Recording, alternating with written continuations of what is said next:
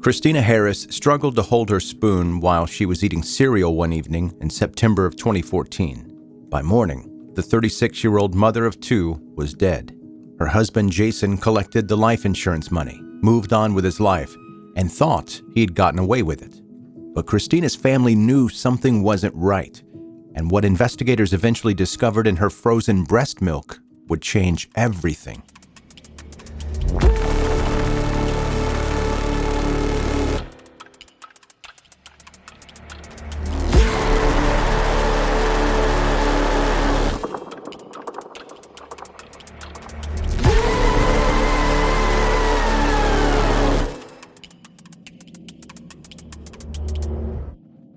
This case out of Davison, Michigan starts in September 2014, and it's one of those stories that shows you how close someone can get to getting away with murder when they're patient and willing to wait it out.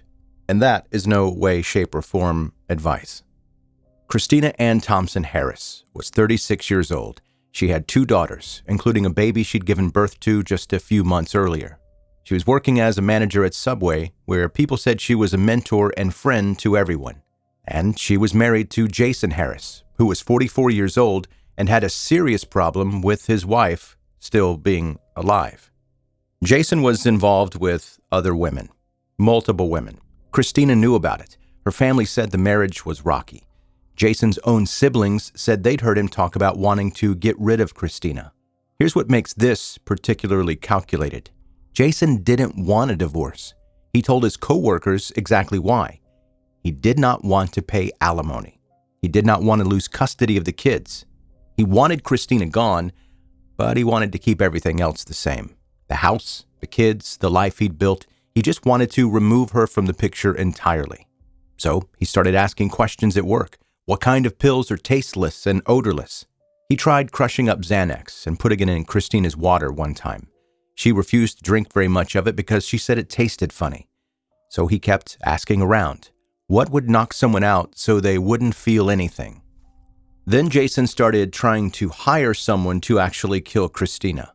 He told coworkers he'd already paid an ex-con $5,000 to do it, but the guy got caught on a parole violation before he could follow through.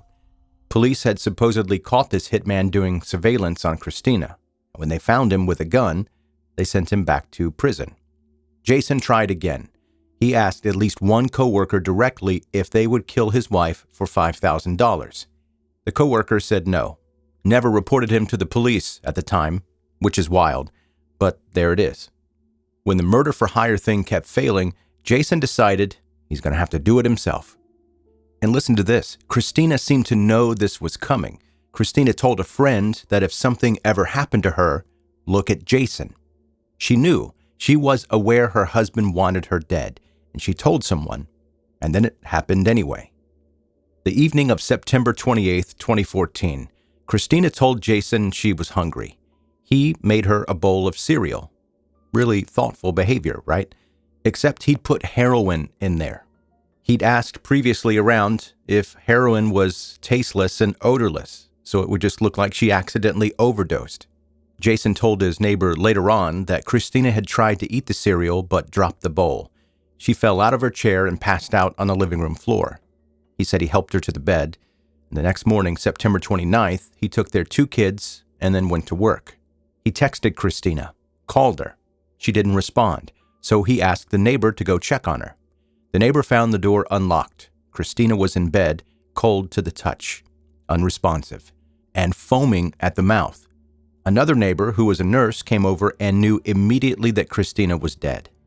When police arrived, they ruled it an accidental heroin overdose, which is exactly what Jason was counting on. Christina Harris, 36-year-old mother of two, accidentally overdosed. Case closed. Jason told police Christina had been sick with a cold. She'd been coughing, not sleeping well. He attributed her death to being in a weakened state. The medical examiner confirmed heroin toxicity and called it accidental. But Christina's family knew immediately something was wrong here. Christina did not use drugs. She'd never tested positive for anything during her pregnancy that was alarming. She'd just had a baby 4 months earlier. She was breastfeeding. None of this made sense. Jason's own brother and sister went to the police just days after Christina died. They said Jason had talked about getting rid of Christina. They said he was seeing another woman. They had serious concerns. Jason collected $120,000 in life insurance benefits. He'd been fired from his factory job for repeatedly testing positive for drugs himself, so that money was probably looking real good to him. Within days of Christina's death, he was on a plane to Rhode Island to visit a woman he'd been texting. Prosecutors would later reveal that Jason had exchanged over 5,800 text messages with this woman. 2 weeks after Christina died, a different woman moved into the home he had shared with Christina and their children. In Christina's obituary, Jason asked mourners to send money in lieu of flowers. Memorial contributions may be made to the family payable to Jason Harris. That's what it said. Christina's family refused to let this go. They kept pushing. The Davison police investigated for years. Then the Michigan State Police took over. They dug deeper. Coworkers started coming forward with stories. Jason had asked them about pills. He tried to hire them to kill Christina. He complained constantly about wanting to get rid of her. He specifically said he didn't want to go through divorce because of child support and custody. Jason's own brother testified that Jason asked him to book a hotel room for a secret hookup with another woman. The brother canceled it when he found out what it was for. Investigators got Christina's medical records. No history of drug use whatsoever. They tracked down every doctor's visit during her pregnancy. Nothing. Then they got the frozen breast milk. Christina had been breastfeeding their infant daughter. She'd stored frozen breast milk at her parents' house. Investigators collected those samples in 2016 and had them tested.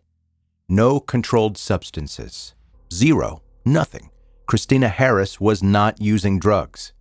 This was the first time in Michigan history that breast milk had been analyzed as evidence in a criminal case, and it completely destroyed any possible defense that Christina accidentally overdosed herself. The science was clear. If Christina had been using heroin on a regular basis, it would have shown up in her breast milk. But there was nothing there, which meant that massive, lethal dose of heroin in her system the night she died had to have come from somewhere else. And everyone knew Jason had made her that cereal. In August 2019, 5 years after Christina's death, the medical examiner officially changed the manner of death from accidental overdose to homicide. That ruling was everything. Without it, prosecutors couldn't charge Jason with murder. When this finally went to trial in November 2021, 7 years after Christina died, the prosecution had an overwhelming case. They had Jason's coworkers testifying about the murder-for-hire attempts, the $5,000 offer, the questions about tasteless pills, his constant complaints about wanting Christina dead, his explicit statements that he didn't want to pay child support or lose custody. They had his own brother testifying against him. They had the breast milk evidence proving scientifically that Christina wasn't a drug user. They had Jason's behavior after her death, the life insurance collection, the trip to Rhode Island, the new girlfriend moving in 2 weeks later, the money request in the obituary. The jury convicted Jason Harris of first-degree premeditated murder, solicitation of murder, and delivery of a controlled substance causing death. The judge sentenced him to life in prison without the possibility of parole. During sentencing, Jason maintained his innocence, said he was going to appeal. The judge called him a liar and a murderer. Jason did appeal. He claimed he had ineffective counsel, that his lawyers didn't do a good job representing him. On February 22, 2024, the Michigan Court of Appeals upheld his conviction. They reviewed everything. They said the evidence against him was overwhelming.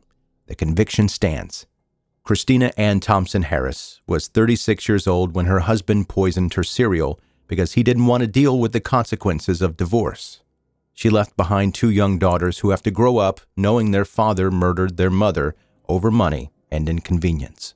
She told a friend that if something ever happened to her, Jason did it. She knew she was in danger, and her family fought for 5 years to make sure that the truth came out, to make sure her death wasn't written off as just another overdose statistic.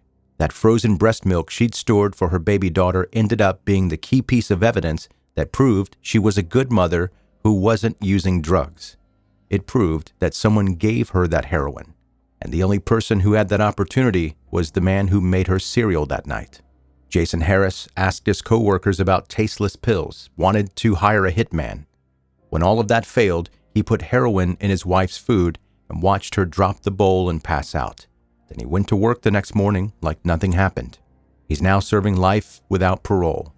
Christina's daughters are growing up without their mother. And all of it could have been prevented if Jason had just been willing to deal with child support payments like millions of other divorced parents, instead of choosing murder.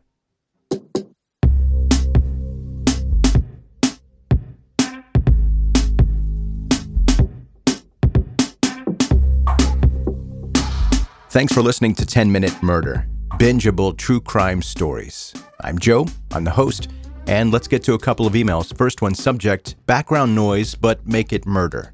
Joe, your podcast has become my background noise while working from home. I'll be answering emails while you calmly explain a homicide, and my brain treats it as normal. Not sure that's healthy, but here we are. Melissa in Saratoga Springs, New York. Melissa, I hope that's normal, because that's kind of what I do too. The next one, subject, my commute got darker. Joe, I drive 40 minutes to work, and your podcast has turned that drive into a parade of crimes from the last 100 years.